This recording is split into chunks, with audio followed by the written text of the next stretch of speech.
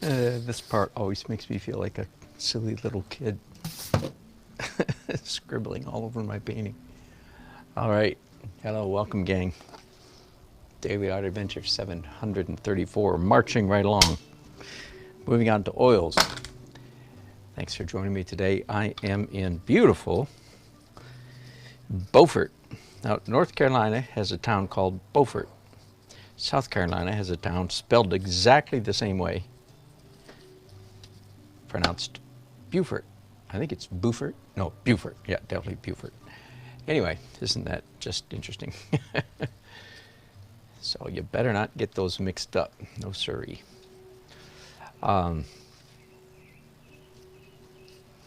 If I get the chance, I'll show you the photograph I'm working from. I started this painting yesterday at about 5 o'clock down at the waterside.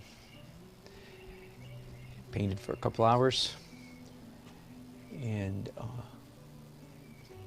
then did some more this morning. So here we go. Hello. Hello. Please stay and watch. Please do. Yeah. You knew I was going to do that, didn't you? I guess you decided you want to reuse that camera. No. This is definitely, this is part of the process. You bet. So everything that's on there right now is acrylics, Okay. dry. Yeah. And now I'm doing oil. Oil and water don't mix. So the acrylic is completely impervious to everything I'm doing now. So I'm, in a sense, tinting. I'm glazing with a number of different colors. Right at the moment, obviously, mostly yellow. Now, a bunch of orange. It's a mess, isn't it? It looks like fun, though, doesn't it? It doesn't look like fun. Yeah, good. It is. It'll look good when I'm done. Hope you can come back by. Okay. How long? Yeah. 5 o'clock. 5 o'clock. All right. Thanks for stopping by.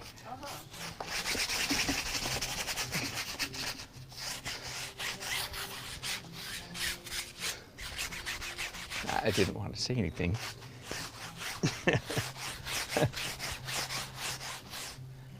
But I actually was a little bit heavy-handed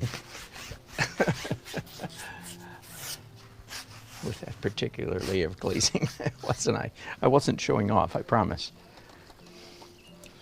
But it was a little bit thick nonetheless. So let's commence to do some, commence, do you like that word? I like it. It's kind of an old-fashioned. Let's do some lifting off.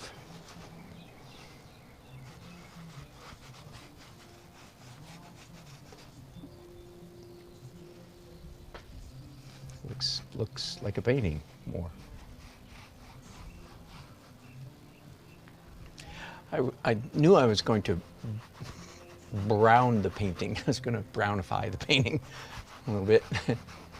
I'm not sure I wanted to brownify it quite that much. So let's see, because I think I want a fair amount of blue.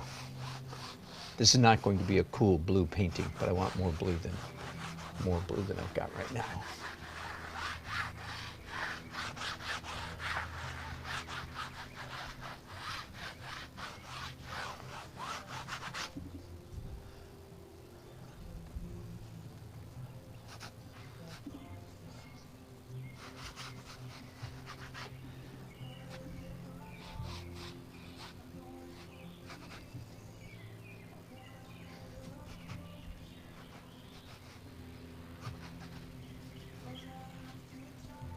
Okay, good enough for the moment.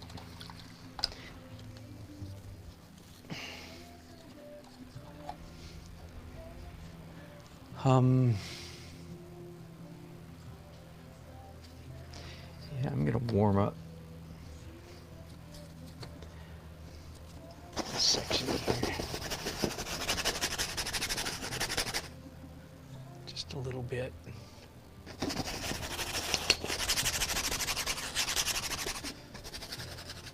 Yeah.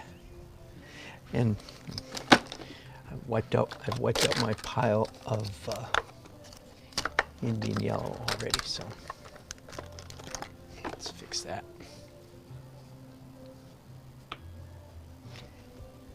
Hello, David Mercy. Mercy. That's your new name, David Mercy. That was funny, wasn't it?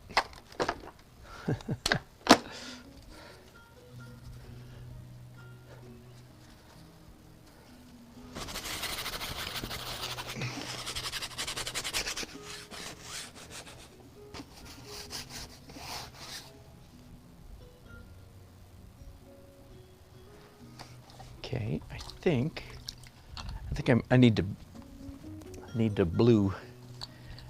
bluify the water.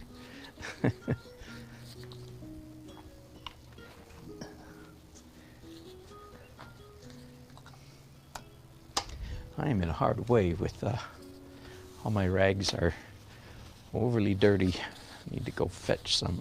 Fetch, do you like that word? It's an old-fashioned word too. I need to go get some out of my van, I think. A little bit more liquid.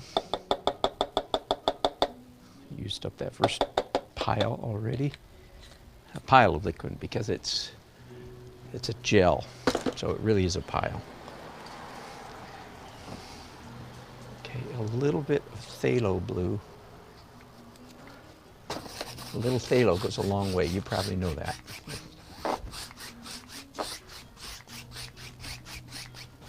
There we go. There we go. Now it's taking on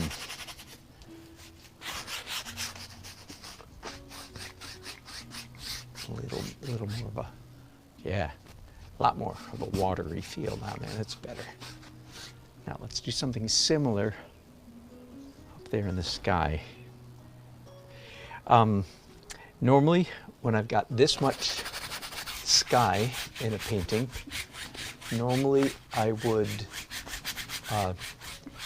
paint it in a sort of my personal messed up modified version of Cape Cod School, or to put it more simply, normally I would paint the sky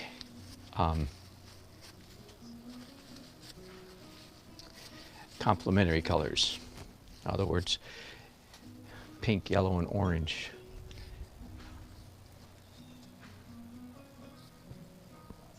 But if the sky is going to be a sunset color, pink, yellow, orange, then I tend to paint it not complementary colors, but pink, yellow, and orange. I'm not sure I'm making sense to you. Anyway, my point is, normally a sky underpainted this color gets turned into a blue sky. But sometimes it can be left as a underpainting.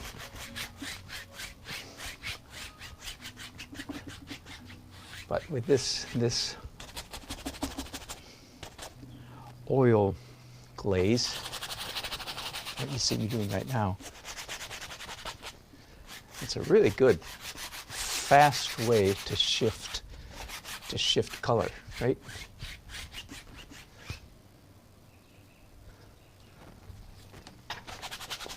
You can work so fast, you can cover such large areas so quickly.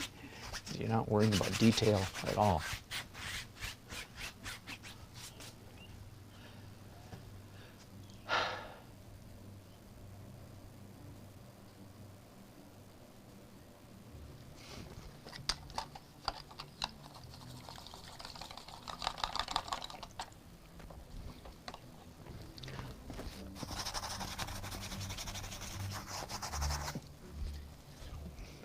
Sorry, my monitor's not working again.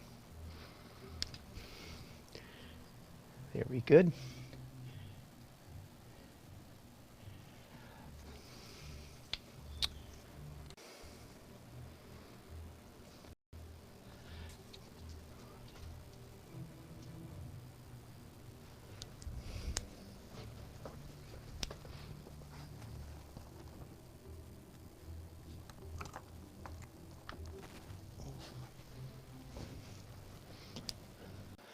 there's a reason, actually, David, why I had it at that particular angle.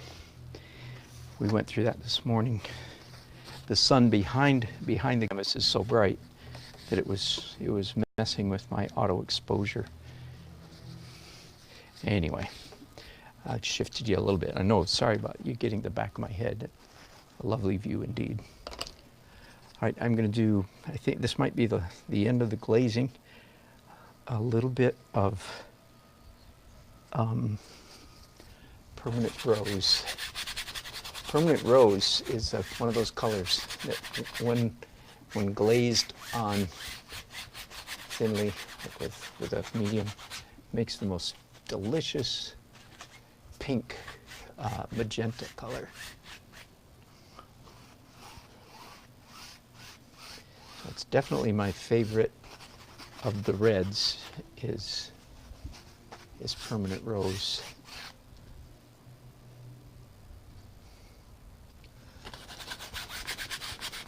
Dioxazine violet, by the way. It's almost as nice, again, in glaze form, it's almost as nice as permanent rose.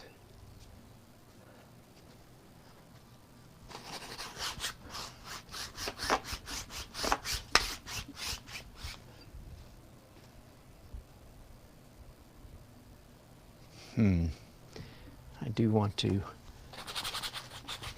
darken these corners a little bit. Not exactly sure what color. Purple? Yeah, that worked okay.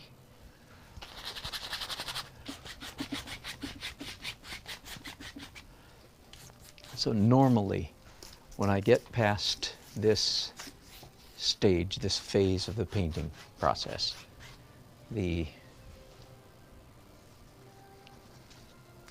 oil glaze, or if you prefer glazes, because it's several different colors, all one glaze, several different colors, so call it whatever you want. When I get past this stage, phase of the painting, normally my composition had better be pretty obvious. You should be able to tell. I think you should be able to tell where my major light and dark values are.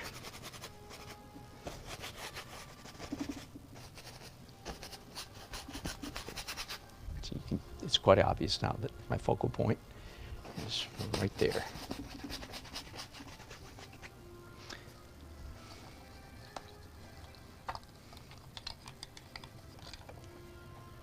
Now, do I need to do any more lifting out? I'm not sure that I do. Let me play with it. Anyway, these two little triangles are really critical. And then the front part of this boat. And that triangle.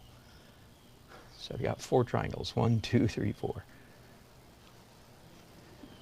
A complete accident. That's, well, not really. Anyway, not quite complete accidents that they're all triangles.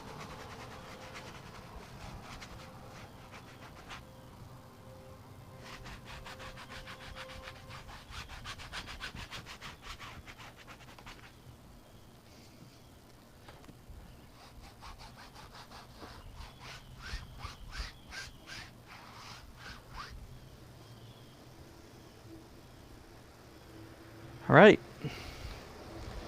I'm ready to carry on. Okay, I'll see if I can show you this picture. It's on the screen of my laptop right here.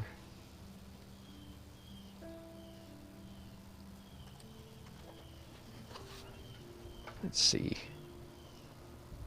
It doesn't show up very well, I know, sorry about that. But there you go, that's the...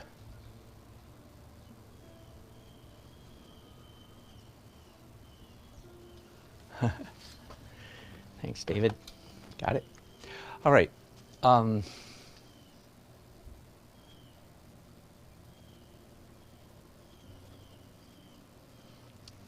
me think for a second. At this point, I used to do dark details.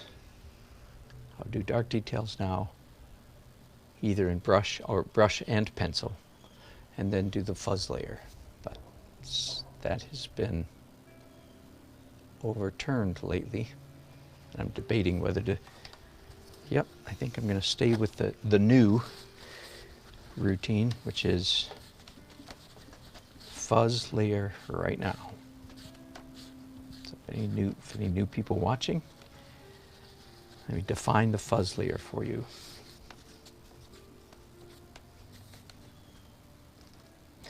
It's easy for a painting to have too many hard edges. Nearly impossible for a painting to have too many soft edges.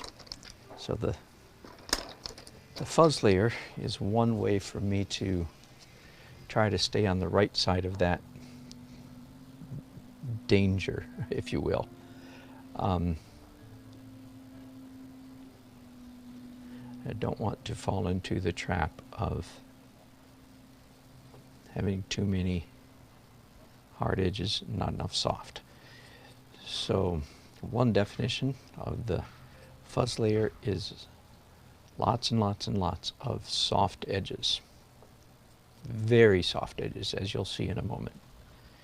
In a way, you could say I'm about to mess up the whole painting again. I've mixed up a pale, this color right here. And what is the sun really? I need to make that slightly lighter. What do I want to give the impression that the late afternoon sun is really, really exploding off?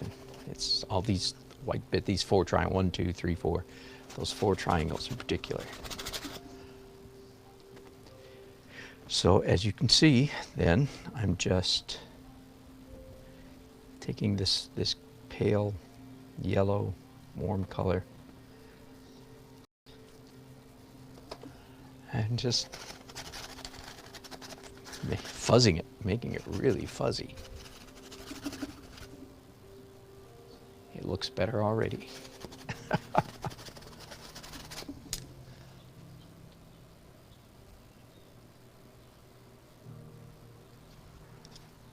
Add a tiny bit of orange to this and do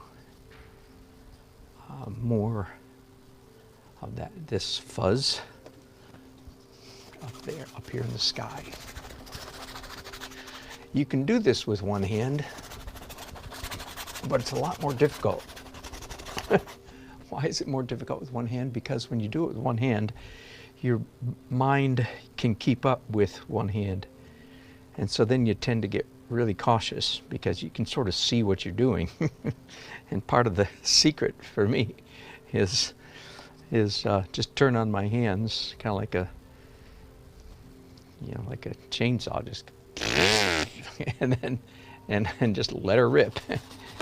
And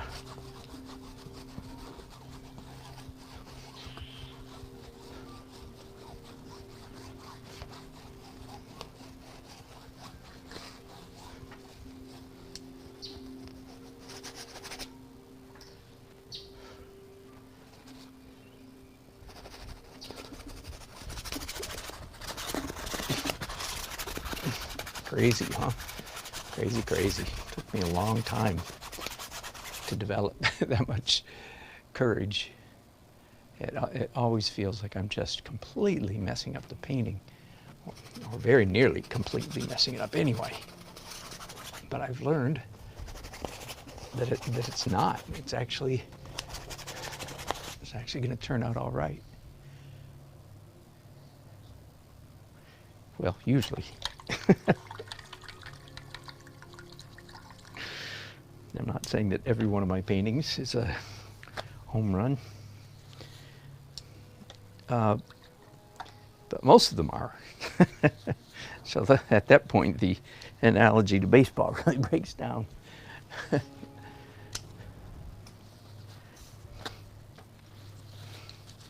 Because nobody in baseball gets that many home runs, so that the analogy breaks down, as I said. Most of my paintings do turn out, not every single one. That would be crazy, I think, to claim such a thing. Okay, pardon me just a minute. I need to clean off my palette again.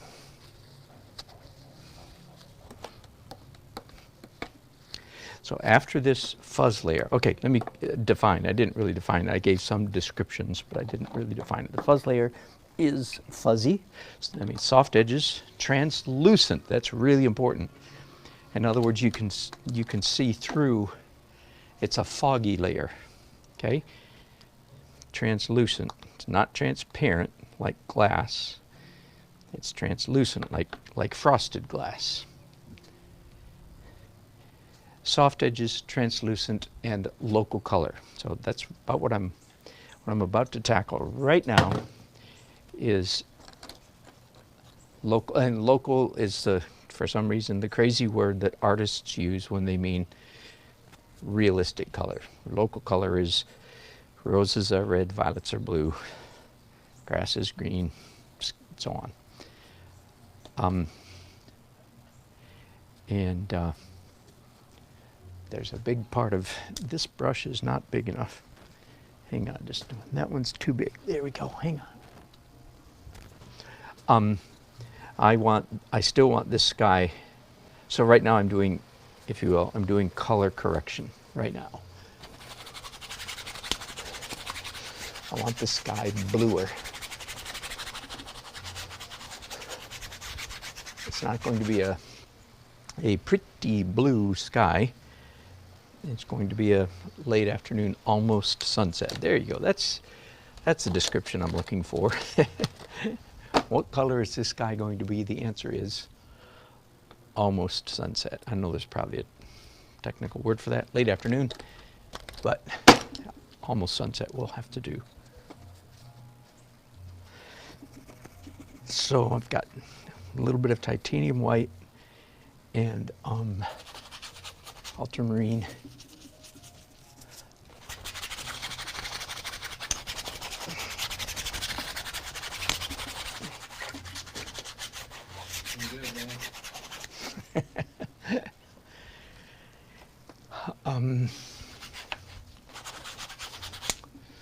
One question a beginner or a new viewer would have is like, don't you know how to paint skies? And the answer would be, yeah, I really do. I can paint. I can knock your socks off with one realistic sky. I'm so good. I'm not bragging, really. Not really. I'm so inclined toward realistic skies that I have to do tricks. I have to trick myself so that I don't accidentally slip into doing. I made that mistake several times years ago. My painting would be loose. I don't like that word, but my painting would be full of energetic strokes, but the sky would be overly tame because I enjoy painting realistic skies so much. So that was a mistake.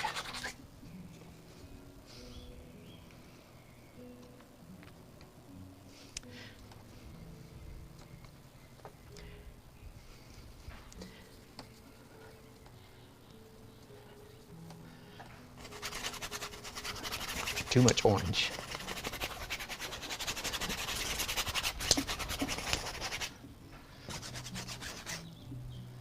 There we go. There we go. It finally, I feel like it just finally started getting the whole painting into the time of day that I want. Not quite sunset.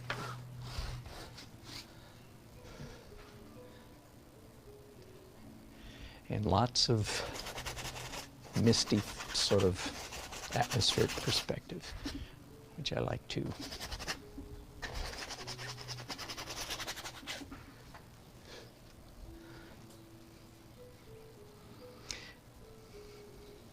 I don't usually do quite this much fuzz on a painting, and this painting I'm almost covering the entire canvas, aren't I? That's a little bit unusual. It's because of the sky needing to shift so much.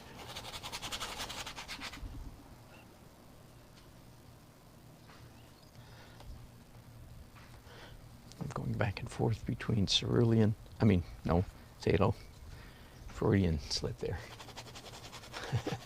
Between phthalo, which is very close to cerulean, going back and forth between phthalo and ultramarine.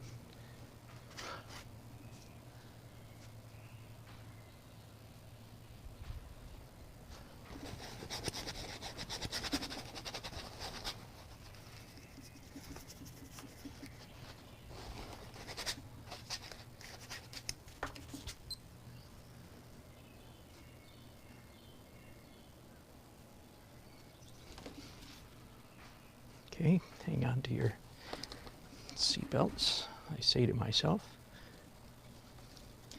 I'm now mixing up some dioxazine violet under these same brushes.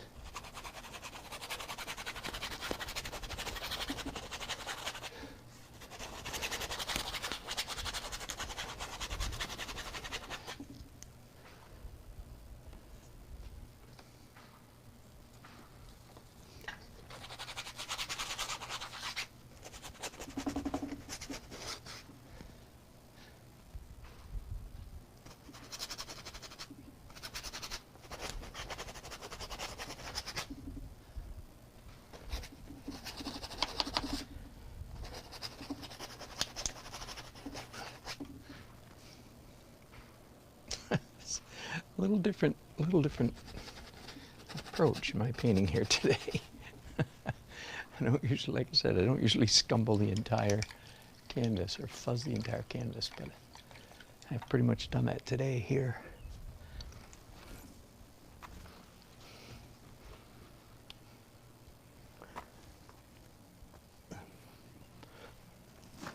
Bear with me a minute. I think I have a clean rag in my technology backpack. I have a backpack that carries all my, there you do, yay. So this will not be used anymore for technology after this, will it?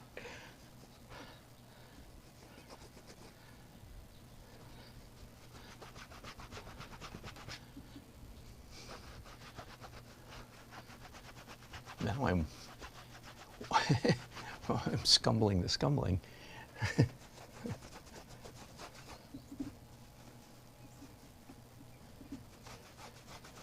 I don't usually call the fuzz layer scumbling, but with this one it certainly was because I covered such large areas.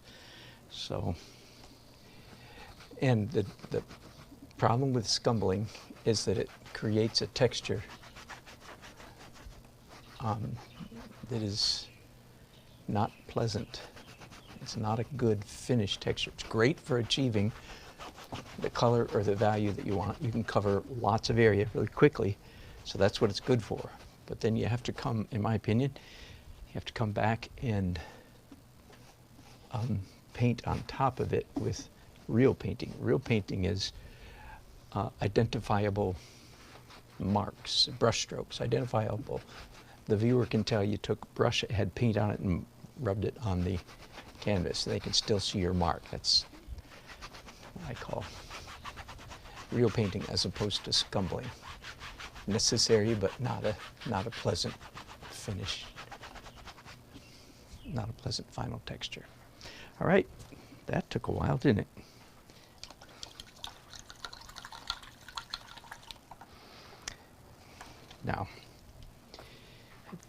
Now, at this point, choice, decision. Either I draw with pencils or I draw with brushes, small brushes in dark transparent oil. And today that decision is easy because I can see virtually no pencil marks on the painting, so that's sort of the deciding factor. That means it's time for texture, time for detail, time for some grit, if you will. So I'm going to, whoops. Hang on, I'm messing with my computer down here.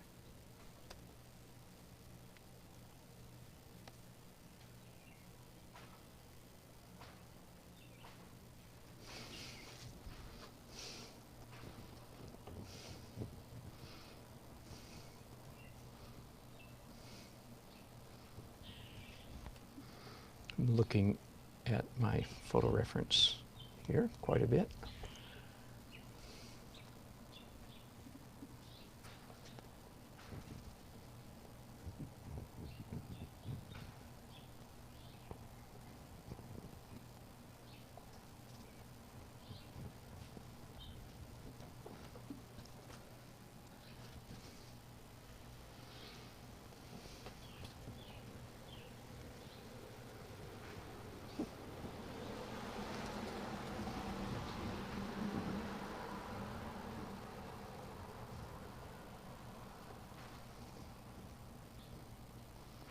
The purpose of the pencil, again, you old timers get tired of me saying the same thing over and over, but just in case somebody new is here, the purpose of the pencil, I don't usually do it in numbers, let's do it in numbers this time, is about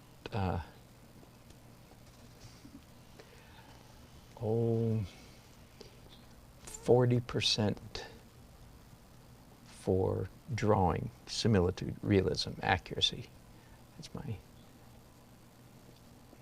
my goal with the pencil.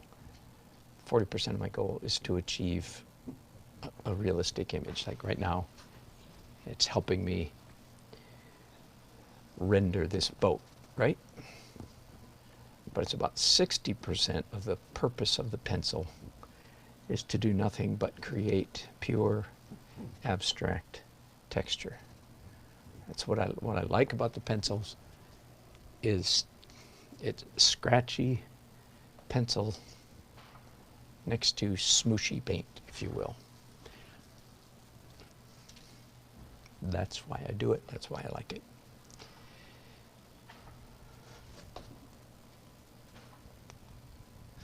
Now I'm going way overboard with the pencil. I won't necessarily do this much over the whole thing, but I'll do quite a bit, and that's way overboard. Okay, but that's the thinking is. Whoops, that's a mistake here. Let's see if we can fix that. Yes, David, thanks for asking. I will take you around. Fact, shh, don't tell him. This is a good time to do this right here. David is with me, David Foster, on the porch, and I'll show you the painting he just finished a little while ago. I hope I'm pointing him in the right direction. Isn't that lovely? There's David. Isn't he lovely? Thanks, David. Thanks for being a sport. I'll show you some of the other guys later. Mike is indoors, I believe, doing more thumbnails.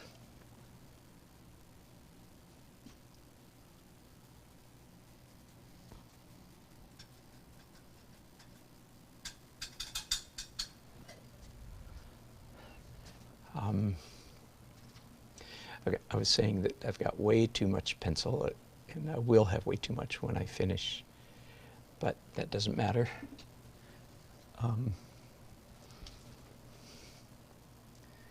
Because I have many layers to go. Thinker 888, good question. Yes, yes, yes. About asking about varnishing. Yes, no, you are correct. Liquid is not a good final varnish. At least that's what I've heard, and I think that's correct. So yes, you do have to varnish your paintings. But good news, gang. Somebody told me, one of you told me, that Gamsol made a varnish that you could put on a painting. Okay, we got a streaming problem here. Let's see if we can get it fixed.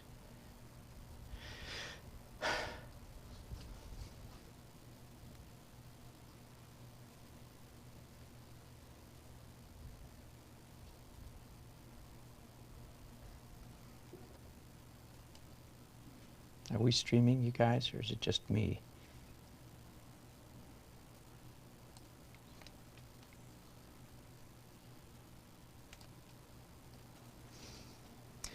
Well, I'm going to continue as if I am broadcasting. I understand I may not be, so sorry about that.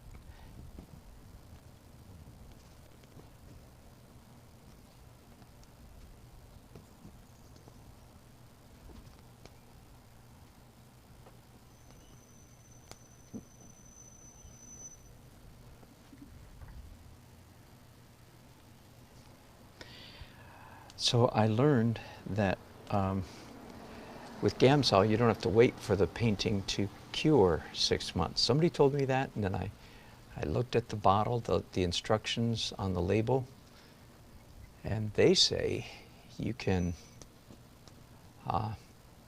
varnish it when the painting feels dry and the paint is hard. In other words, they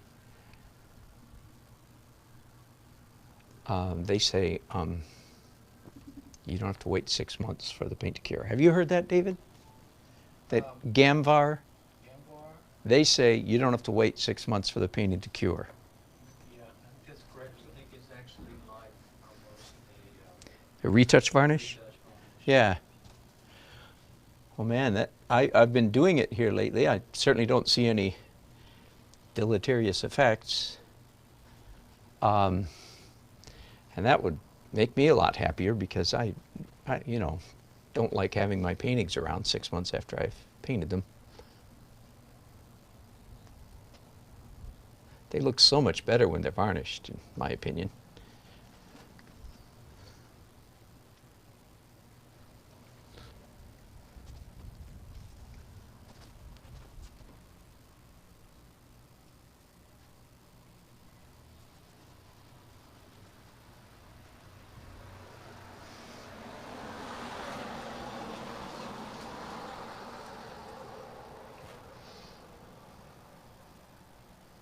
Okay, thanks guys. I appreciate your.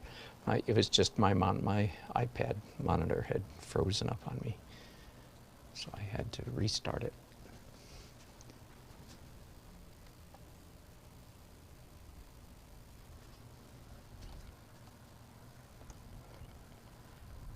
And David, you were exactly right. There's a lot more white in the photograph than there is in my painting. To some degree, it's going to stay that way because I want a slightly lighter, slightly later in the day. What happened last night, 3 of us, David, Richard, and I went out to paint, got there about 4:30. I took some quick pictures, which I'm glad that I did, because shortly after we got there, the sun went behind the clouds and it was just a slate, boring, gray afternoon. Almost for the rest of the time that we were there. We had a little peak of sun late in the day, but not enough. Anyway, so I'm not going from the photograph because that's about 4:30 in the afternoon, and I want my painting to look more like about 5:30 or 6, I think, in October. So all the paint, all the warms, because of course my last layer or my final edit will brighten things up, but still not as bright as the photograph.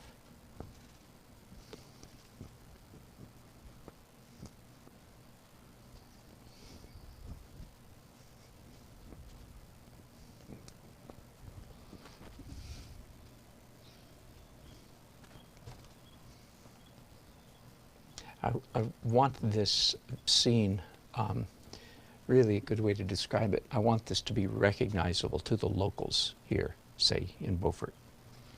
And I think I'm achieving that. Well, it's these red, blue, and red, green, and red boats over here are very familiar to all the locals.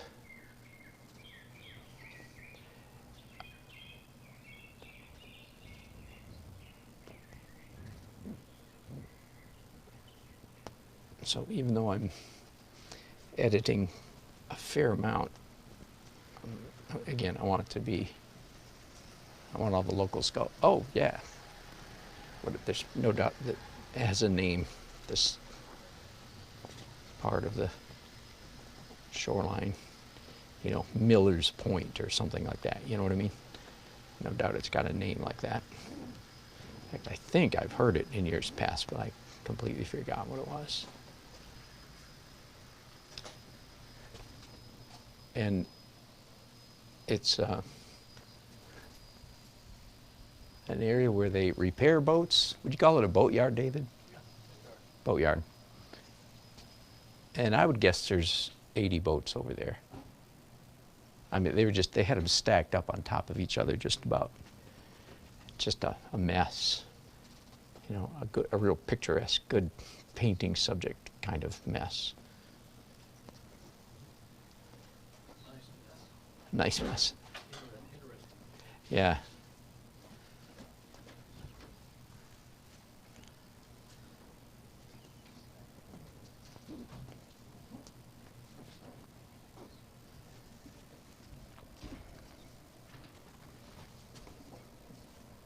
Hello. Hi, good afternoon. Hello. Noon. Got good light today, don't We do. Yeah. Beautiful.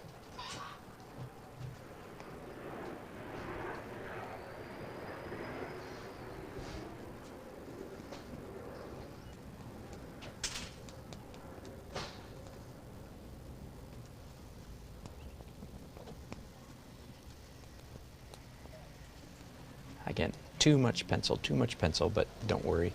I've got 4, 5, or 6 more layers to go on top of this layer. And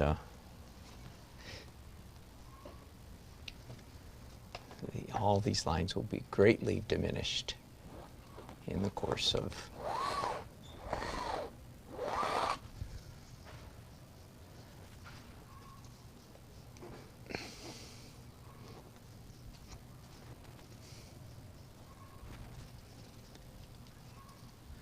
all right. Mike, you gonna come up here? No, You going up to the garage? I'm going on inside the house Are this ya? afternoon. Yeah. The garage is depressing. Yeah. Well, there's room up here if you want. No, it's cool. Okay. I think he's avoiding me. I think I've got a complex all of a sudden. I was looking forward to introducing you guys to Mike. That's the famous Mike of Mikey's Rule that I talk about often when I talk about composition and other things. Mike and I have been doing this for 7, I think this is our 7th year, so we've been doing it for 6 years, I believe.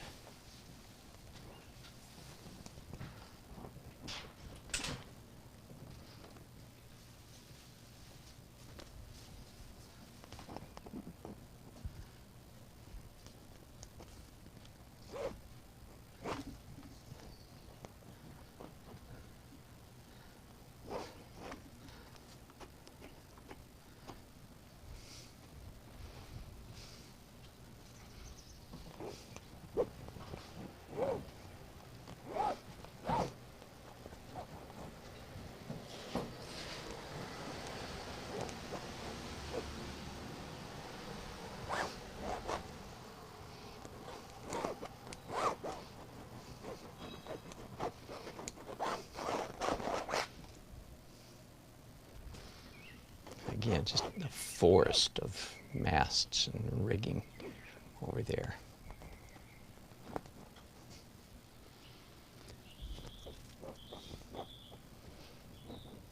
I want to convey the sense, the feeling of all of that rigging without drawing it accurately. Sort of like trees, exactly the same thing with trees. I want to give the impression that there are tens of thousands, hundreds of thousands of branches without drawing branches. I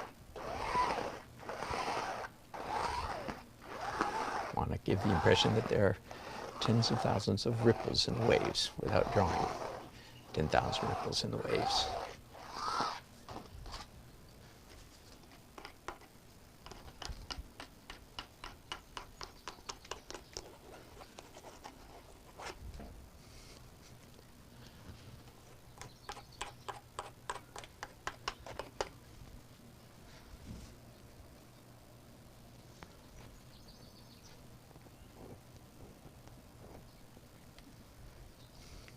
All right, I think I'm done with that. Next layer, moving right along. Next layer is dark details with paint this time. So of course my lines are fatter than the pencil lines, of course. And at the end of this stage or phase, I would like for all of my darks to be in place. That is, I don't want the painting to be pale. I want it to be appropriate breadth of value. I want all my darks in place at the end of this next layer. So drawing once again. So I haven't been counting. Started last night on location. And I think in acrylics last night I probably drew this stuff 7 times maybe. And today I've drawn it at least another 4, something like that. I'm guessing. So that would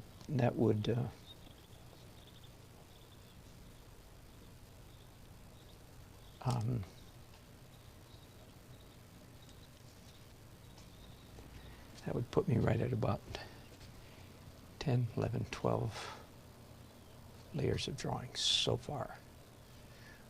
With each rendering, each layer of drawing, each phase or stage of drawing, with each one, just trying to get a little bit more accurate, a little bit more realistic, a little bit more detail. Again, that's one way to describe what I call blobbing in painting, as opposed to trying to draw it or block it in all at once early on.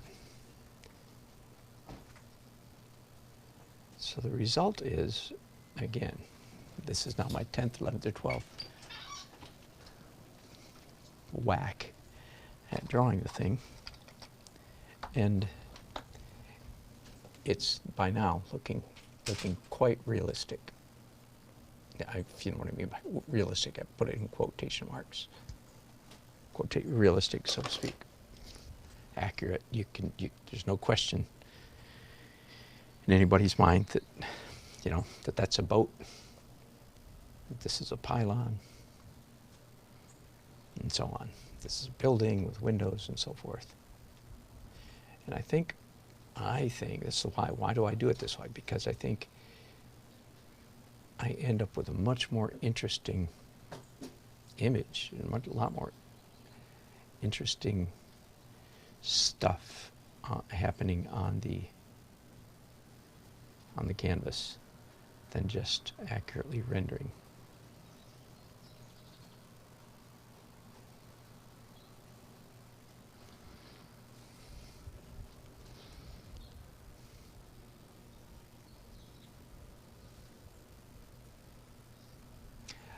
At the moment, I'm drawing with a distinctly blue-purple color.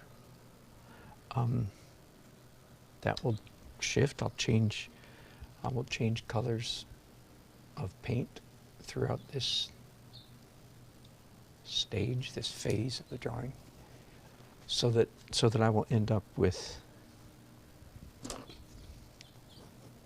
a bunch of color, a bunch of abstract color. That is to say, I'm not attempting realism by using these colors.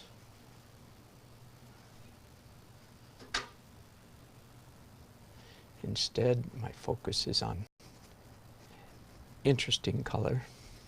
And of course, I'm drawing right now too, so that's what my focus is really on, is accurate drawing, but drawing with color, so that I achieve. Okay, so this was blue, that's purple. I feel like it's time to shift.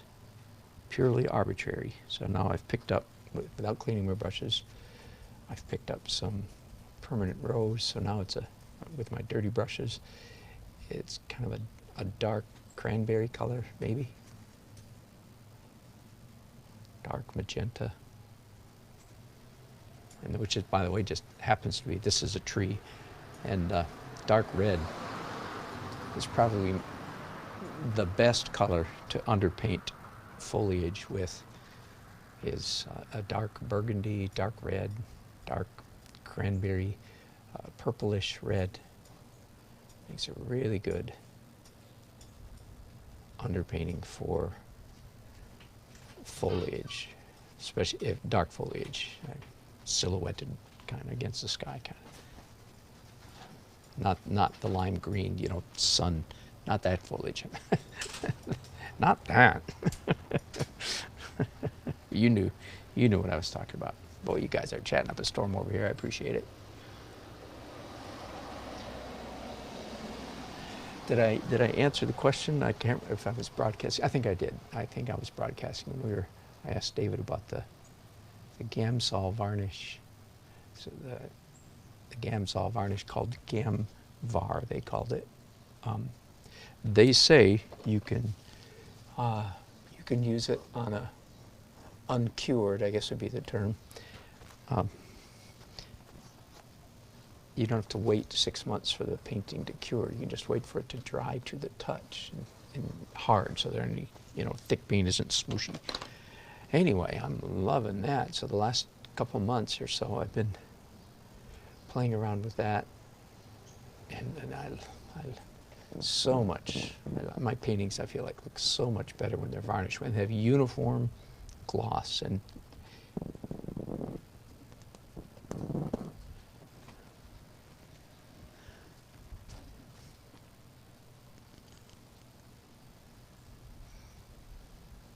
David, I'm sure some people prefer matte or satin varnish.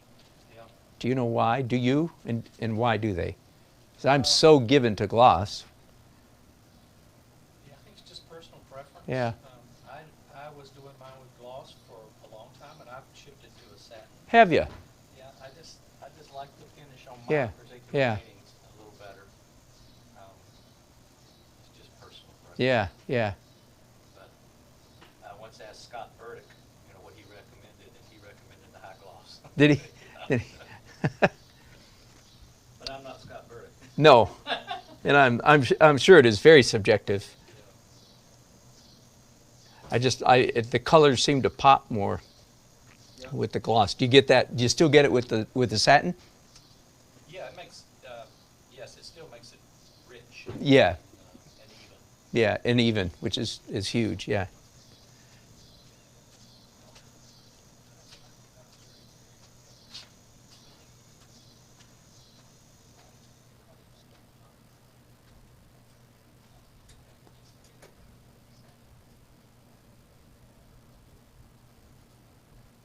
Maybe when I grow up, I'll go to satin too. When I get good.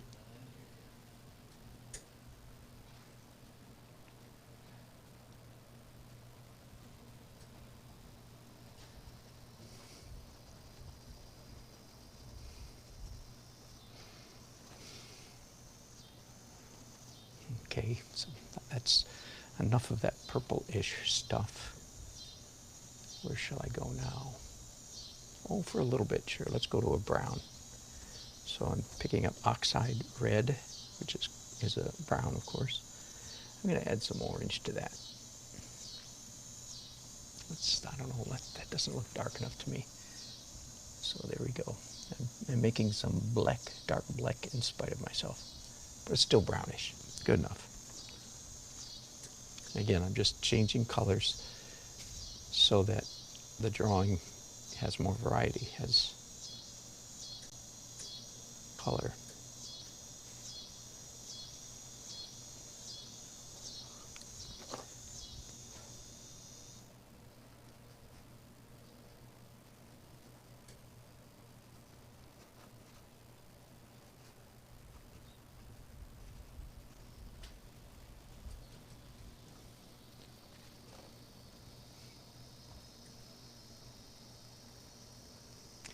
So again, one of the things I want to make sure that I do, and this at the end of this layer, is that I've got adequate darks nailed down. And if I don't do that, if I don't accomplish that, that just means I need to come back after the final edit, or in the final edit layer, and cheat by adding some dark. It's certainly done that many times, but it's not my preference.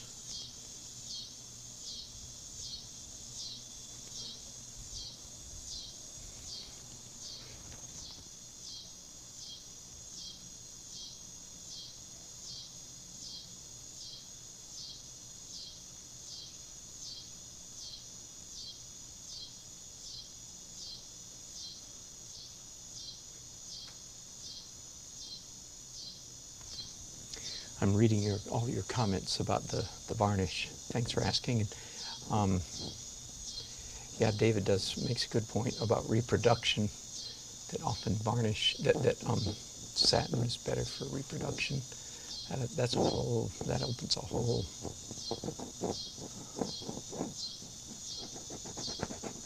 can of worms. What's the word? That's not the word I'm looking for. Another whole subject. Yeah, photographing. I find that photographers don't necessarily, even good ones, don't necessarily intuitively understand how to shoot paintings, especially if they're glossy, as mine, even before they're varnished. My paintings are glossy. And so you have to have extreme, what's the word? Light coming from the extreme edges.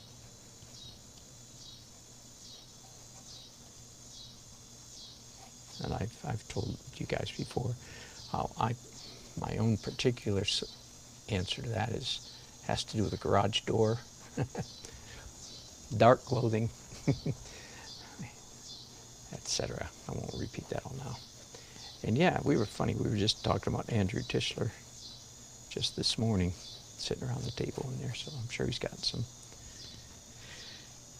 good tips about varnish.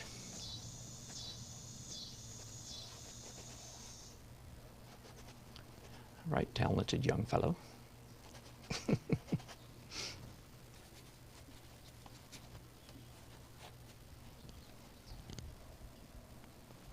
Okay, I feel like I'm being a little bit too neat here. So let's do some messier stuff.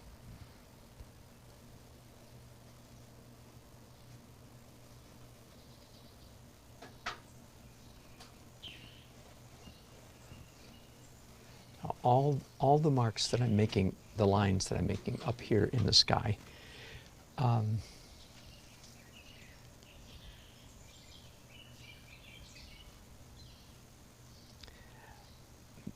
almost all of them are going to be made narrow or skinny, like the wires going through the sky and so forth. They're going to be skinified in the final edit stage, right?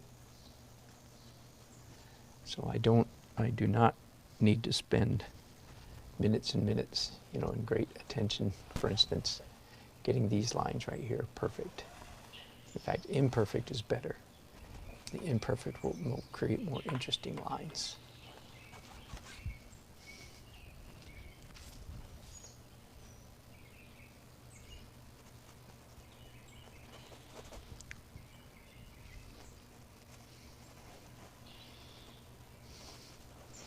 So I'm assuming you can see already, if you were watching me for the pencil phase, where I kept saying I'm overdoing it, I'm doing too much pencil. That problem, that situation, if you will, is already largely rectified. I've done so much painting on top, not over here because I haven't done any, but all in here, the effect of the pencil is greatly diminished. In fact, so much so that there's a decent chance I'll come back before the painting is finished and actually redo some of that pencil again. And for any newcomers here, yes, using pencils in oil painting is not normal. It's normal for me now, but in case you thought you missed something. Wait, did I miss something? Are we supposed to use pencils in painting? The answer is no. Put that pencil down. I'm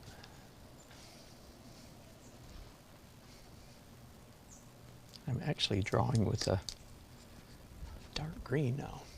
I'm kind of liking the feel of that.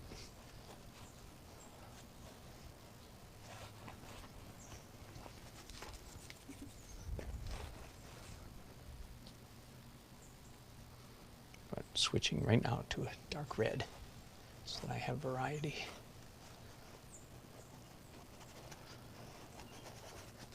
This part of the painting, of course, much more accurate and detailed than this over here. This is important, but it's support for that. So I don't need nearly as much detail and so on. But I still want it to feel like a messy, messy boatyard.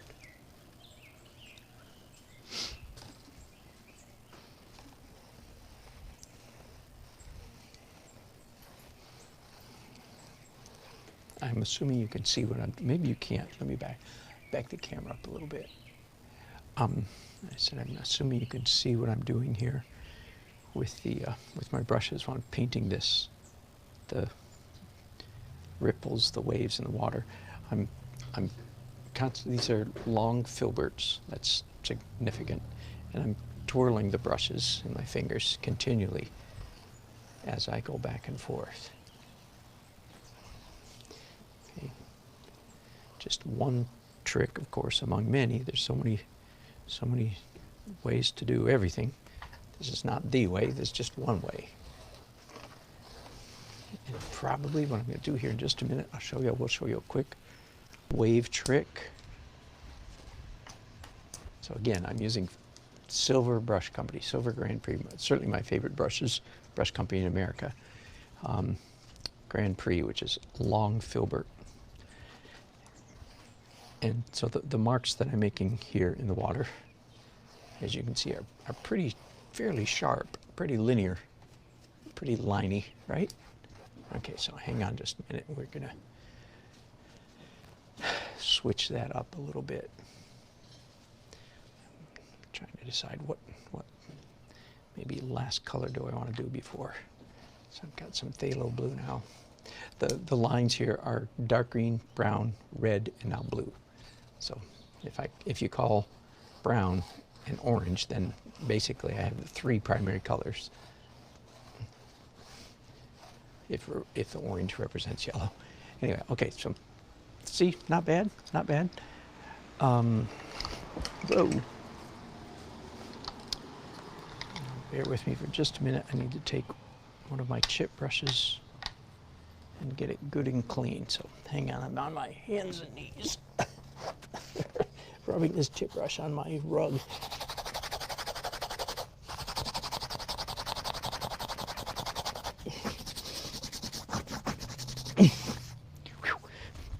All right, that's a pretty clean brush.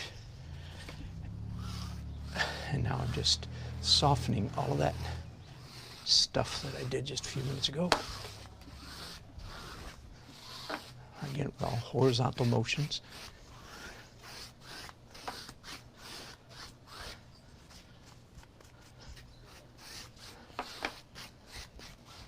Hello. Hello. Having fun? Yeah. Painting day? Painting week. You better check out what we're painting. Painting. Do you recognize that spot? Across the Are you from Beaufort? No. Oh, okay. No, we're from- Then you have good excuse then. No, but it's lovely. Oh, thank you. I love the colors. Thank you. Yeah, it was like plein air. It is. We started plein air yesterday. This is the same area that he's painting right now, Oh, yeah? sneaking up on it. Early stages. Oh, yeah, just to lay the color down. Wow, And that one was taken, that one I painted on Front Street yesterday. really? Why not want to So go do you and live go here? to an art No, we live in class? Raleigh. So we can go right here. Five of us came down to paint together, just painting buddies. So you're And just my like skill, if I even have one, is designing cartoons. All right. Good for you. Something like that is Good for you. with our kids and grandkids. beyond Summer my vacation, grasp. I like cartoons. Oh, that's good skill. Isn't that Oh, neat? it's fine, yeah. That's an interesting technique. Yes, it Two is. brushes like that? Yes. Yeah, that's a little bit unusual. I've not done that before. I've done some painting, but Yep, So you are indeed a professional artist. I am indeed. I am indeed. No doubt about Yeah. it. Well, I wish you could see it when it's done. It'll still look quite a bit different from this. It's magnificent right now. And where are you guys from? Lake Arrowhead, California. Oh, good. So I said you guys. I didn't say y'all. Where are Well, y'all Hey, I we didn't don't sound. respond to y'all. from? You better. You better. So you have to put the lights, like the highlights on. That's last, correct. right? That is exactly right. Go in the dark. So it'll get quite a bit lighter than So this it'll before I'm break- done. Break out the light. Yeah. I love that. That's pretty cool. Well, good. We're all from Raleigh. Yeah, we're all from Raleigh. We were in Apex. We've been doing time sharing. Oh, yeah. We did Lake Lure. See, my Well. problem Went up is there out. that We did an Airbnb. we used to have an artist in our community named Robert E. Wood, who was a noted watercolor artist. Uh-huh. And one time I was at his house and he was doing he had a picture of a lake in Montana or Wyoming. Uh-huh. And I was looking at it and I said, you know something? Weather, what a time of year to be That's here. cool. I'd like to buy that. No. We usually come in the summer. What? What? And he's, He didn't sell his artwork? oh no. He was. He was world famous actually. Was he really? Oh yes, oh yeah. No, not Robert Wood, the oil painter. No, that's his, could be his father. It's Really? Robert E. Wood. And No he was a kidding. watercolor No artist kidding. in Green Valley Lake, California. Yeah.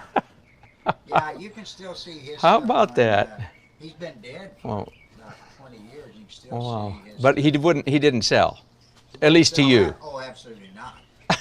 But anyway, so he said, I sell. oh, I know. See, you wouldn't sell that. You said, that's not ready. No, it's not ready. That's See, right. see what I'm saying? That's right. It's not ready. Someone could walk in and say, absolutely. And then you are put on this. That's right. That's right. Every painting has its price, right? Oh, and so what Try he me. did is he said, wait till you see when this is done. Yeah. he Yeah. said.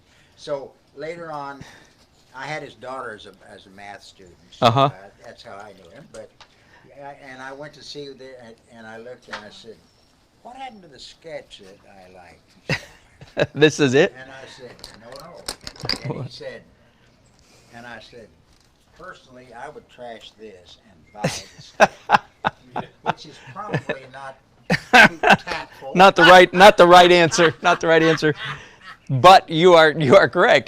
David, how many times have we done a painting and Hey. said, "Oh, I should have stopped"? Congratulations. Thank you very I much. love that. Thank you, Even thank though you. You don't think it's done. Thank you. Thanks for stopping by, y'all. I didn't see what you're doing. Right there's a piece of my work on Almost a courier in Icefield. Maybe he's There you a go. courier. There you go. That did do it. Oh, your time. yeah. Thank you. Nice meeting you guys. It's friendly folks from California.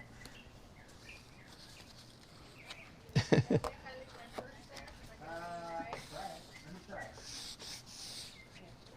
I'll put it right in the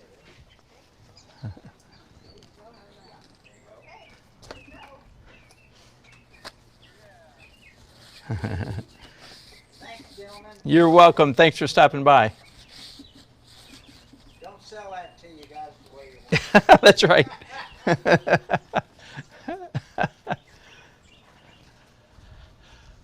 All right. Whoops. I'm sorry. You've been bumped, haven't you? Forgive me here.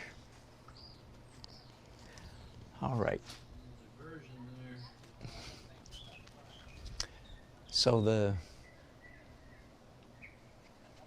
before I leave, let's make sure that all the darks are dark enough. And look, they are not. So let's fix that. This tree is not quite dark enough. And something here.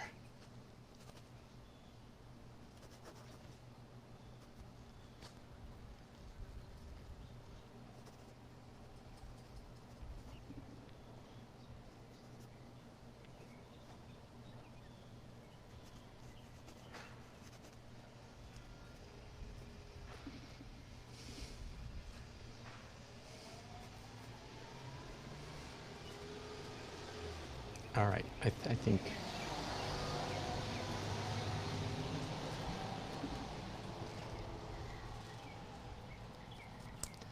This tree also not dark enough.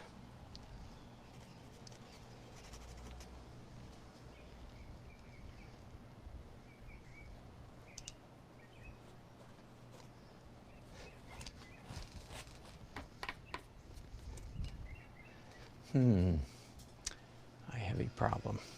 Darn. My power lines here are too parallel. Let me look at my photo reference for help.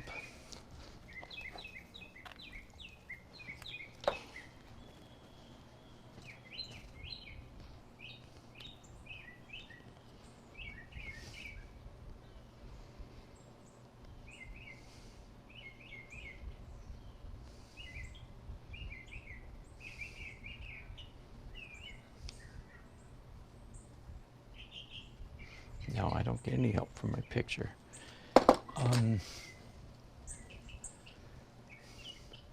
So would it go this way or this way? I think it's got to go this way. So I've got some phantom power lines going somewhere else. Not sure I like that. Huh, I'm gonna leave. I like the mark. It sort of insinuates that there's a power tower behind us somewhere. Power tower, do you like that word?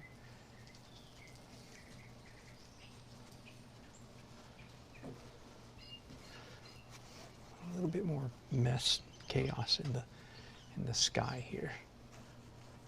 All right, so whatever layer this is, 10, 11, 12, something like that, do understand that every well,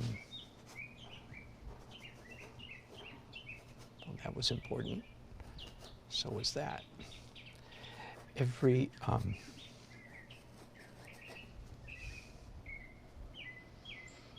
all the layers up to this point I characterize as underpainting. The whole thing, everything is underpainting. Right? It's several layers of acrylic, and now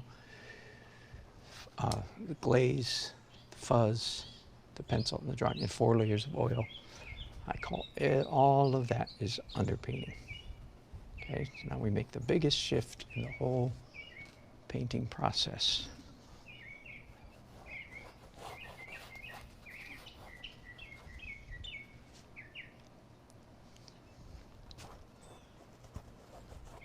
Which is switching to overpainting or final edit, which once again used to be final edit was in fact the end of the painting process, but that was some years ago. There have now come to be a couple layers after the final edit. Hang on a second if you don't mind. Give me a minute to get my music playing again.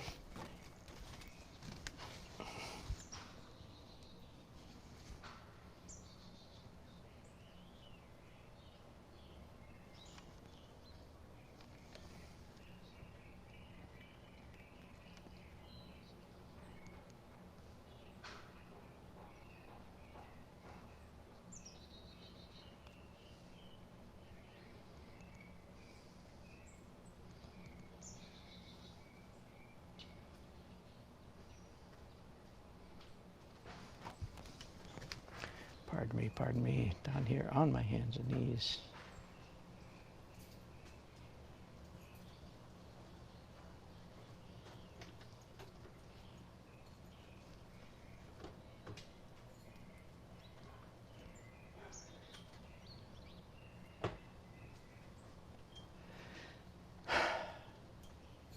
Getting my music going again. Don't know why I quit.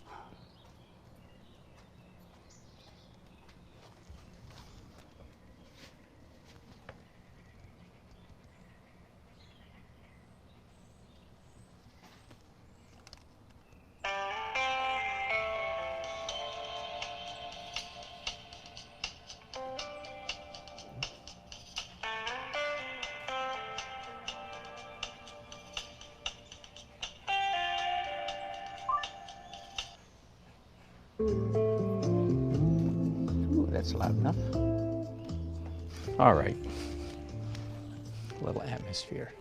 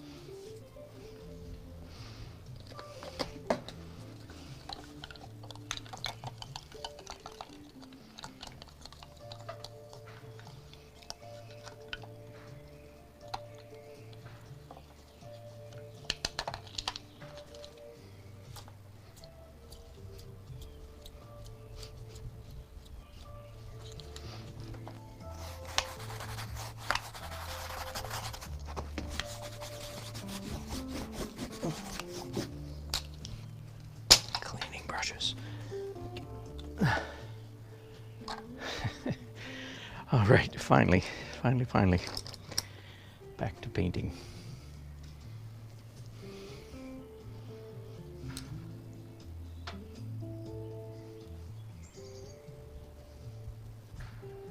Where to start on this painting for some reasons, to me feels quite easy.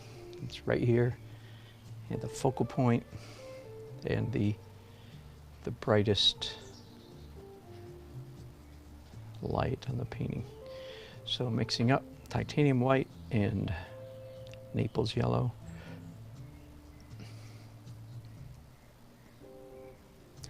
Whatever color I put on, it's opaque. It has to be slightly lighter than whoops, my head's right in your way.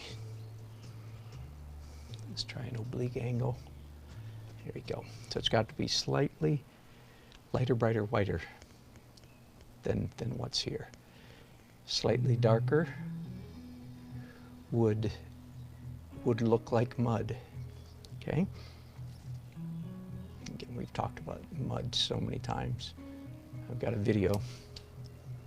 Just Google Dan Nelson art, or no, just Dan Nelson mud, and you'll get my explanation. And you'll also see other people's comments. Turns out different people in perhaps different parts of the world, perhaps, call different things mud. That was quite a surprising revelation to me when I released that video a couple years ago. Some fairly intelligent sounding people took hot issue with my description of what is mud.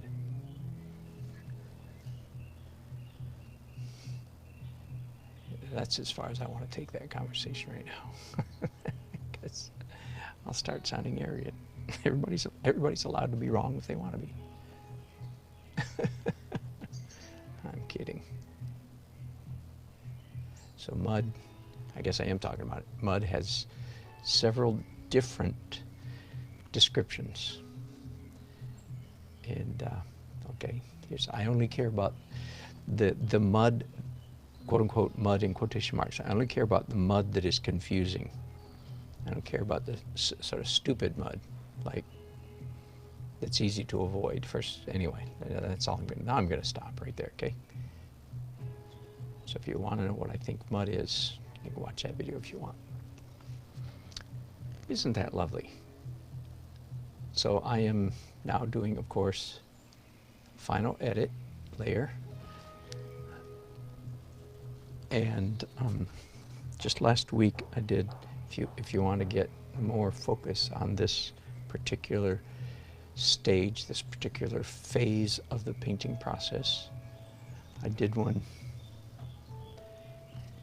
just last week.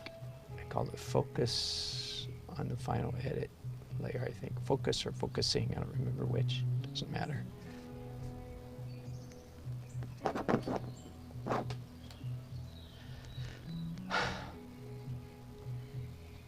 The overriding principle, according to me, for the final edit layer, this is opaque, right? Opaque paint, sometimes applied, often applied thinly, so that it's technically not opaque, even though I still call it opaque. The overriding principle is don't cover up too much.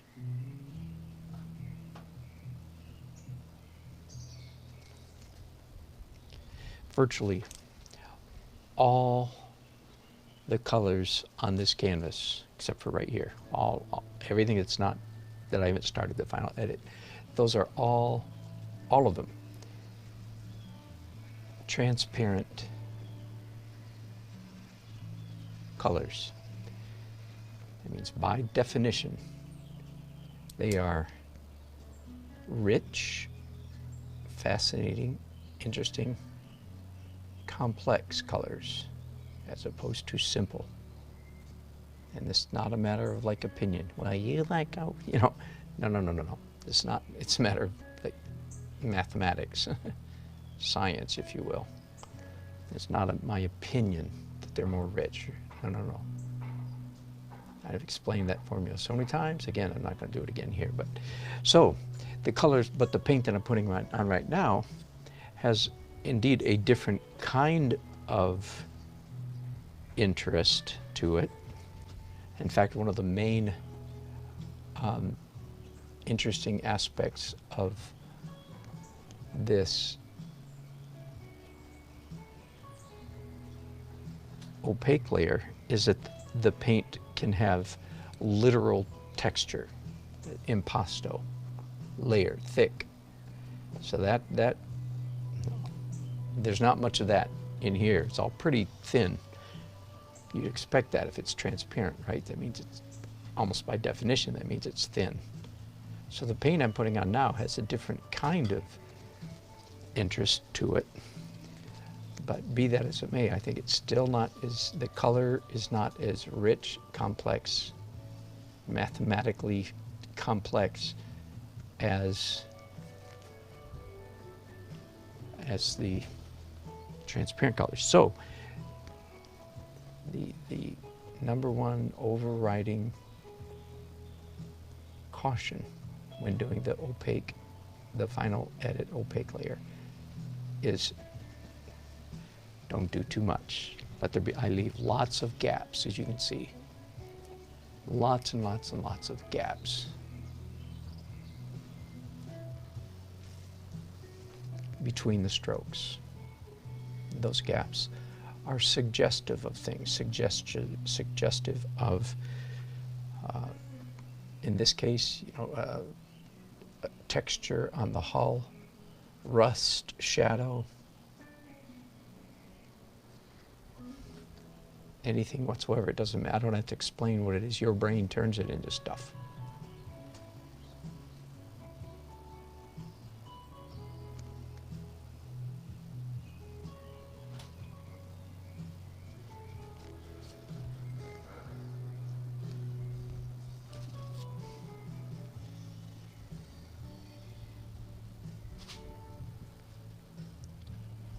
Okay, now, before I leave that one boat, repeat after me, class. When you're painting, then in the opaque realm, which for me is the extreme minority of the painting process, is opaque. If you're a traditional oil painter, you've been painting in opaque, so this doesn't really, well, it applies to you, but okay, it is this.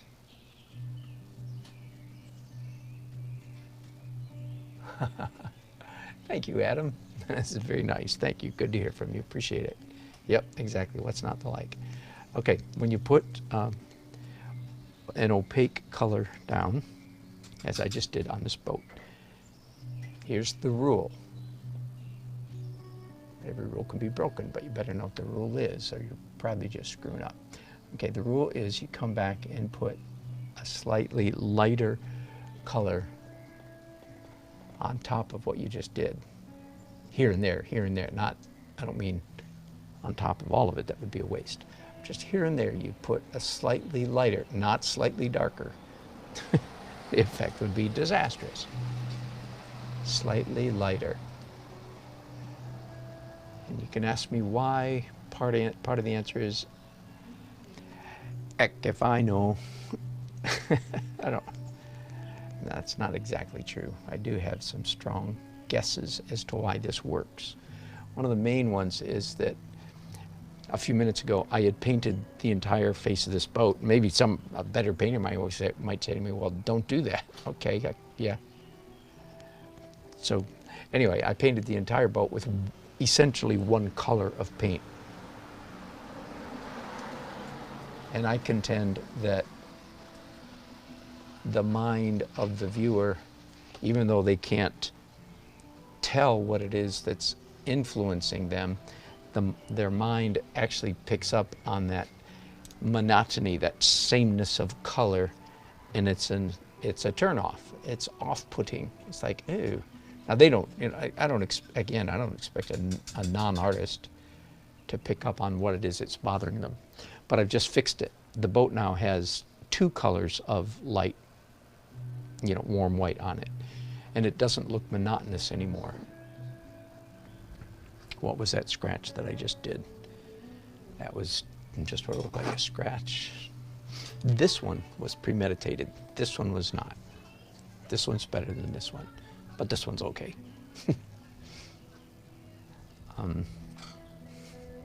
My hands have a built-in timer,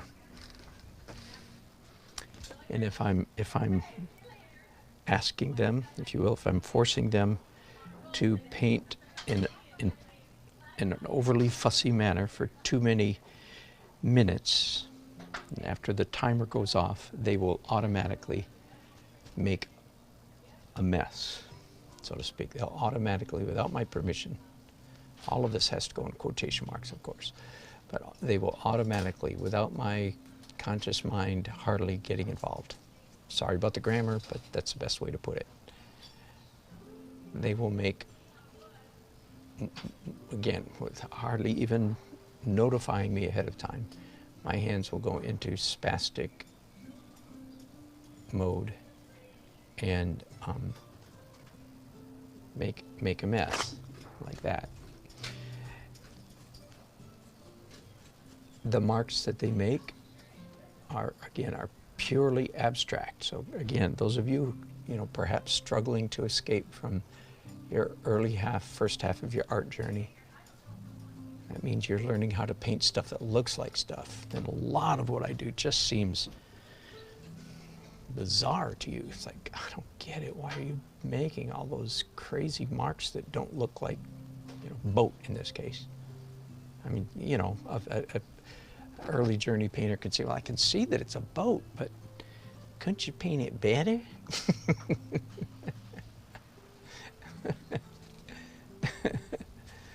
All right, I've talked about that so many times. Anyway, so what I was talking about, the fact that my hands have permission to go spastic, so to speak. I know that's probably not a politically correct term, forgive me. My hands have little seizures without my permission, so to speak.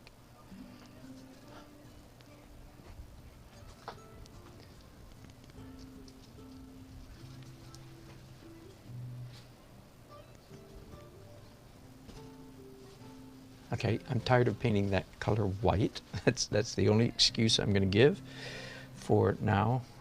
Let's paint some of the shady side of some of these boats. So this is late afternoon, just before sunset painting, right? Therefore the sun is what color? The sun is essentially this color. We can't see it, but that's the color light, right? Which is a yellowish white. So if the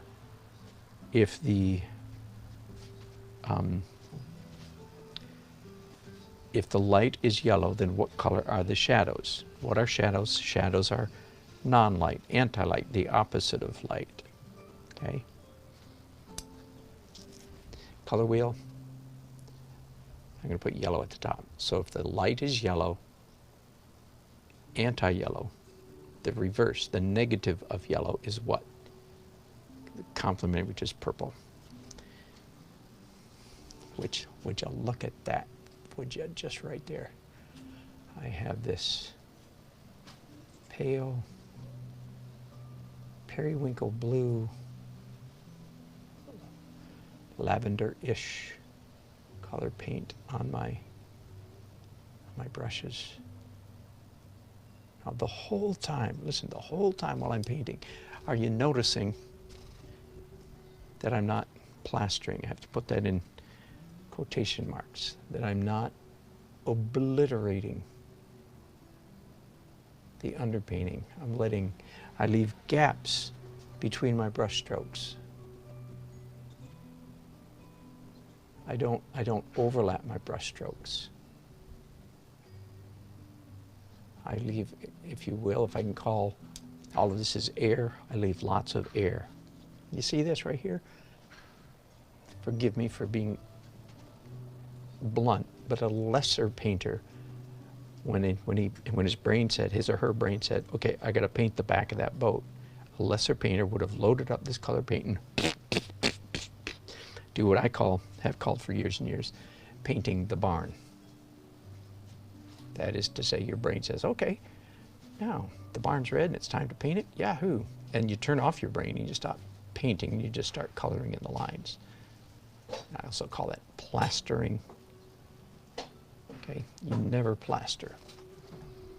Especially if you want to paint my technique, which entails lots and lots and lots of transparent color.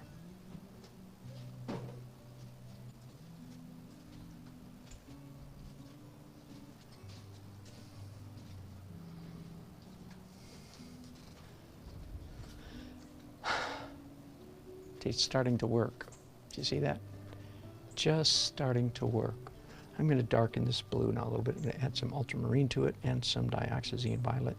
So it's darker and bluer, but now it's a little too intense. I'm going to use my color killer, my go-to color, the color of paint that I use to kill color, which is raw umber. Ironically, and at least in most paint manufacturers, the raw umber is darker than burnt umber. Isn't that funny? In most cases, like burnt sienna is way darker than raw sienna, as you would expect. It's burnt, so you'd expect it to be darker. But the opposite is the case with umber. The burnt umber in most cases. I think there's some paint manufacturers, I think, that get it backwards, actually.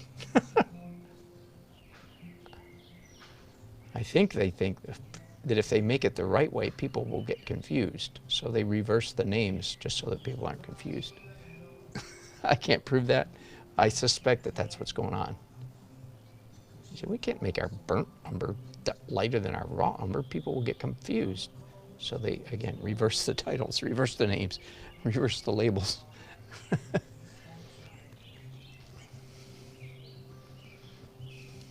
How are we doing? Okay, let me zoom you guys in here for a minute. Just to talk about stuff up close. I can't leave you here much of the time, but just for a minute. All right, do you see this? There was a purple mark that went at an angle pointing at about 1:30, a little past 1 o'clock, not quite 2.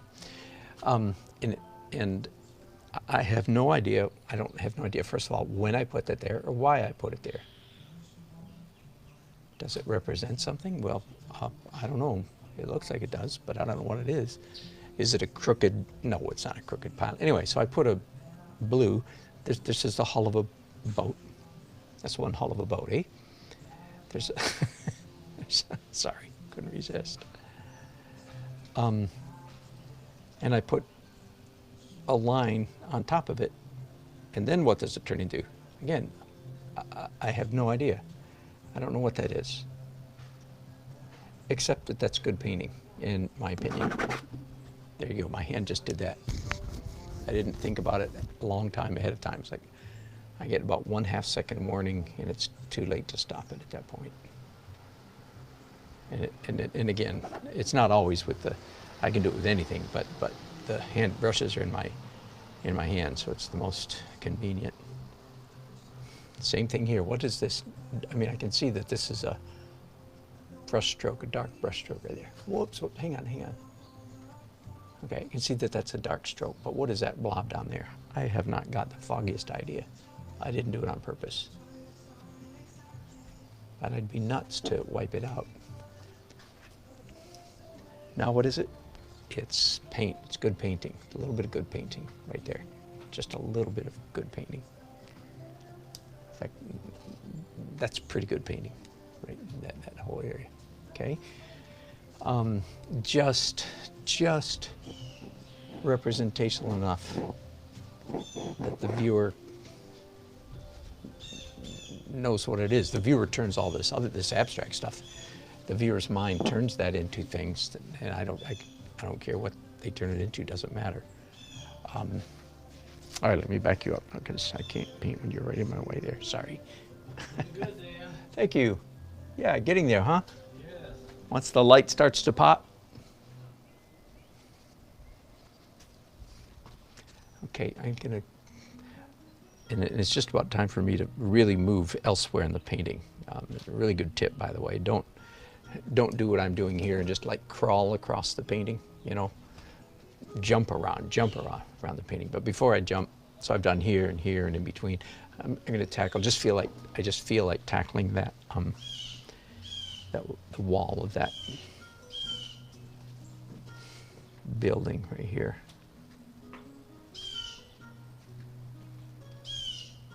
So I'm trying to mix up a color that is essentially this color, whatever it is. And of course it migrates, but just slightly lighter, not slightly darker, slightly lighter. You always get light with, you achieve lighterness. Can I say it that way? You want some part of your painting to be lighter. You achieve that lightening, that lighterness, always with opaque paint. You have no choice about that, pretty much. The key thing is the opposite of that. You get dark with transparent, and there's where people do get messed up. They want some part of their painting to be just a wee bit darker, and it's the wee bit that messes them up, because they think, if I want it just a little bit darker, then I'll add white to this darkness, whatever it is, so that now they're painting with opaque color. Does that make sense? And that's the disaster. That's where that's what creates mud, the mysterious mud, the mud that you can't quite figure out. Why does that color look wrong? I can't figure out what's wrong with that one color. It's the right color, but it doesn't look right. Okay, that's the mud I'm talking about. Mystery mud.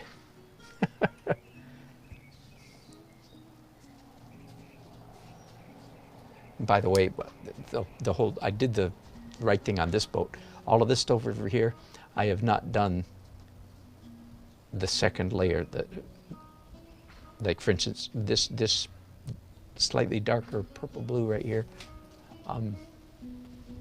is all the same color paint, and that's unpleasant. Okay, that is not a finished look.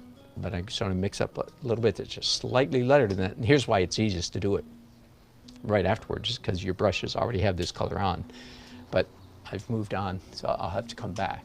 I just want to point out that I'm not practicing, so to speak, not practicing what I preach in that regard. But I will. I'll just have to go back and do it. So, again, if you're using my technique of painting, you're playing a little game with yourself. In the final edit phase, you're playing a constant game of how can I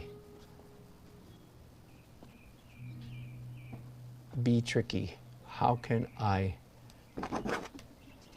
allow much of the underpainting to show through?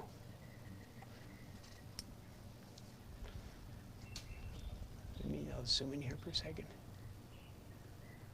Yeah, David, I saw that comment that that will be fixed. Yeah, good point. It looks like they're all on the same level. Yeah, good observation. Certainly we'll fix that. In the photograph, they actually are on the same level because I'm so far away. But in the painting, I'm much closer, so you're right. That is just a detail. It'll be very subtle, but it'll be enough to feel like they're three separate boats. Okay, I was going to zoom in. Do you see right here this little bit of green right there? Kind of a aqua green. Listen, I have no idea where that came from. I have no idea when I made that. I have no idea what process made that. No idea whatsoever. It doesn't matter. It's just the fact is it's there now. And it looks nice. So now I'm trying to mix up a color that is essentially that same color, maybe slightly lighter, certainly not darker, but essentially that same color. And I'm giving that underpainting kind of moral support, if you will. So now the green that's in this area right here, some of it right here is completely underpainting. I have no idea how many layers down. Doesn't matter. There's a little bit of green up here too. And now because I'm doing a pale aqua green, for want of a better word, and whatever it does, I don't care what you call it, just whatever this is, kind of a dull green, pale greenish color.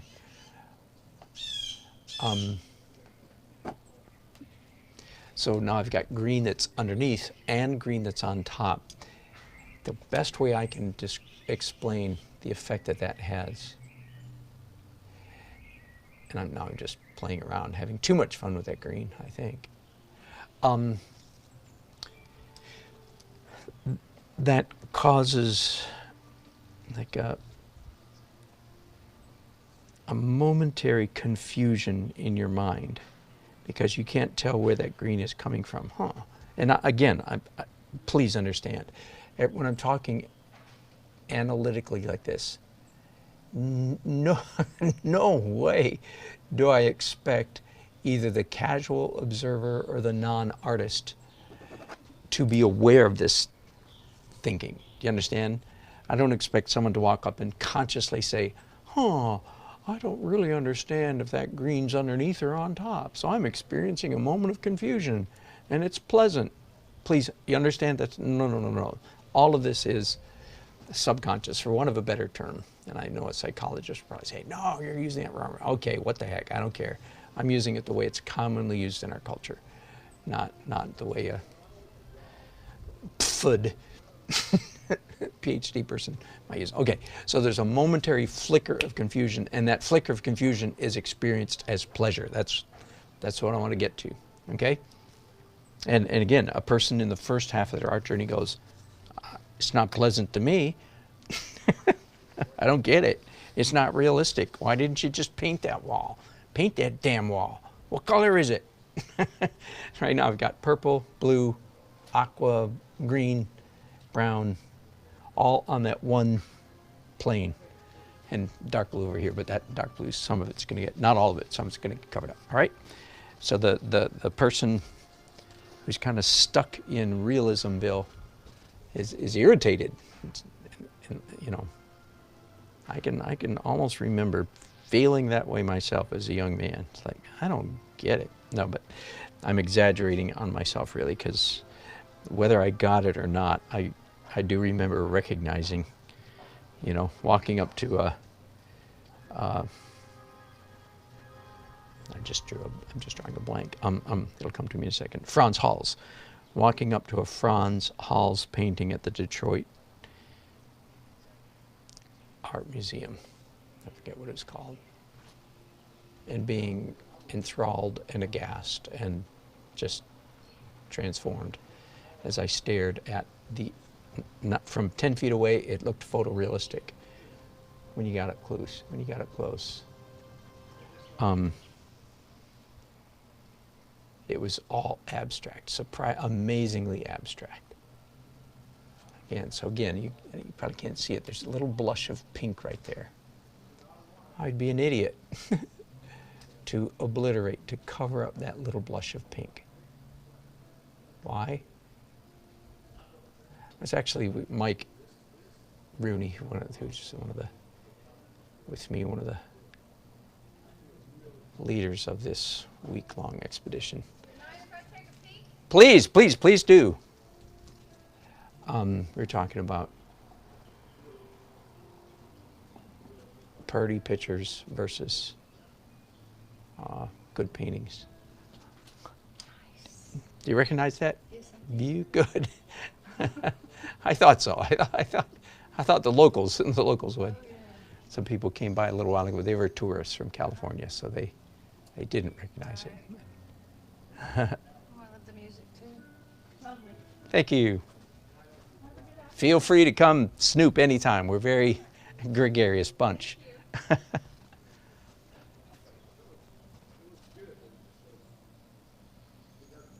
So again, it's real obvious here. You see me leaving gaps in the paint, in the overpainting, so that the underpainting shows through. And in this case, it looks a little bit like shadows, or something, right?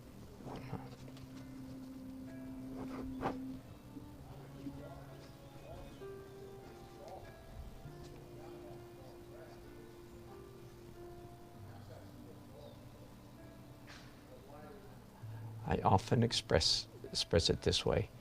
I'm not smart enough to paint good, but I'm smart enough to spot some good painting when I see it. And then don't cover it up, don't touch it, okay? And that's sort of a description of my entire painting process. Creating a bunch of crazy underneath, and then when it comes to the final edit, don't cover up the crazy. Let it continue to peek through and create magic.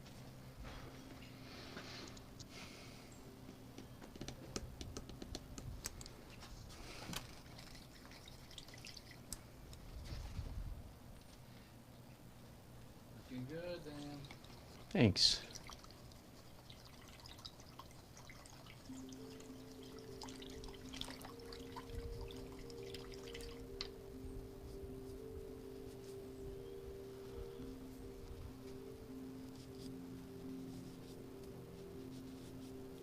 All right, I am, for some reason, well, my feet are getting sore. So this broadcast has gone on long enough.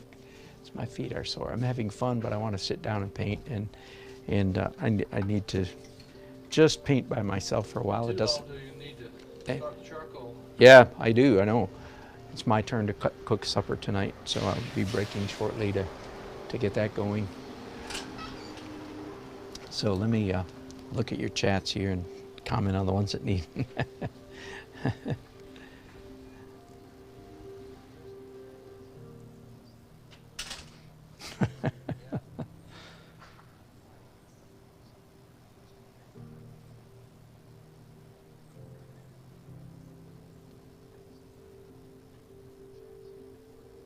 Huh. Jerry's Artorama. I mean, I don't know if they're good quality. Uncle, you're asking about the empty paint tubes.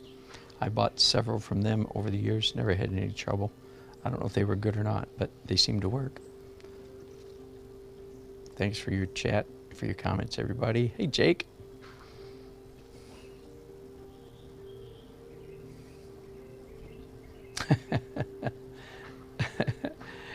And David's asking if there were any seagulls. There were indeed. I have to think about that one. It's always a thought, always a thought. I'm sort of inclined not, but I might change my mind. You know, maybe one sitting on a boat. It'd be kind of fun to have that little psychological pop, wouldn't it? Anyway, good idea. I mean, I don't know if I'll do it, but it's a good idea. I'm somewhat, I like the color of my sky, by the way, this sort of purplish blush. I know you guys can't see it now because the automatic exposure. So I'm happy with it. Of course, it's a huge mess, so it needs quite a bit of work. That'll be a trick, retaining this color you know, but cleaning it up. Almost certainly this is one of those paintings that will, as most of mine do these days, this is one of those paintings that will undergo an additional glaze.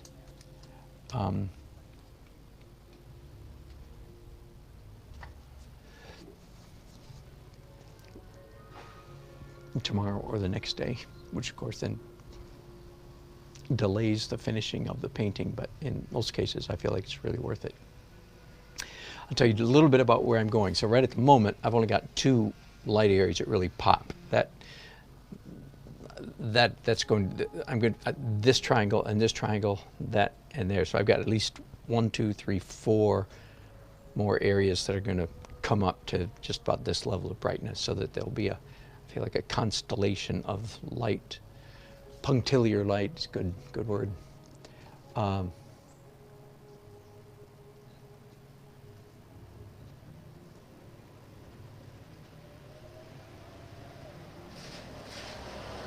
might even put a person in that, just a hint of a person in that doorway there, just for a little psychological pop. But my feet are sore, and I'm going to arrange the furniture so I can sit on a stool and paint for a while. And unusual though it is, truly, I feel the need to paint by myself for a while. So thank you again, all you guys, you friends, for your fun, help, and encouragement, and presence, and company. Look forward to more. I may broadcast again later tonight. I don't know. Otherwise, see you tomorrow. Bye.